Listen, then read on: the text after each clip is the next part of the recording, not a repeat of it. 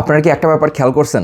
International ডিউটিতে যাওয়ার আগে এবং পরে মিলিয়ে আর্সেনালের স্টার্টিং 11-এর অলমোস্ট 100% প্লেয়ার ইনজুর্ড।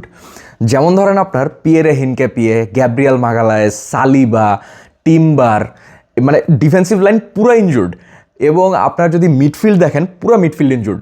যেমন ধরেন আপনার ডেকলেন রাইস, জুবি মেন্ডি, এবেরেচিয়েজি, তারপরে আপনার এই যে মার্টিন ওডেগার্ড, চাইরোডা ইনজুর্ড।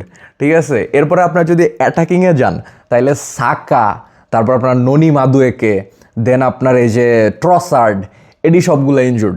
শুধুমাত্র মনে হয় মার্টিনেল্লি আর গিওকেরেস পুরোপুরি ঠিক আছে। হ্যাঁ, সো আর্সেনালের যে নেক্সট ম্যাচগুলো আছে এগুলাতে আপনারা একটা জাদু দেখবেন, বুঝছেন? সেই জাদুটা হইল আপনার যেই প্লেয়ারগুলো এতদিন পর্যন্ত ইনজুরিতে ছিল, স্টার্টিং 11-এর অলমোস্ট সব প্লেয়ার ইনজুর্ড, আপনারা দেখবেন কি হঠাৎ করে সবগুলো প্লেয়ার ঠিক হয়ে গেছে। সবগুলো ঠিক না হলেও মানে অধিকাংশ প্লেয়ার ঠিক হয়ে গেছে এবং সবাই এসে খেলা শুরু করে দিছে।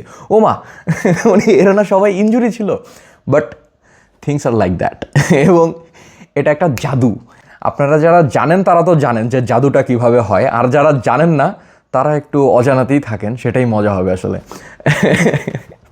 যারা জানেন তারা, যারা জানেন না তাদের জন্য কমেন্ট সেকশনে জানাই দিয়েন ব্যাপারটা যে কিভাবে এই জাদুটা হয়। এবং ইন্টারন্যাশনাল ব্রেকের পরেও মানে যেসব প্লেয়ার ইনজুরি থাকে এগুলো হঠাৎ করে আবার সব কিছু কলকবজা ঠিক হয়ে মাঠে দৌড়াদৌড়ি শুরু করে দেয়। ইটস কাইন্ড অফ থাক না বলি।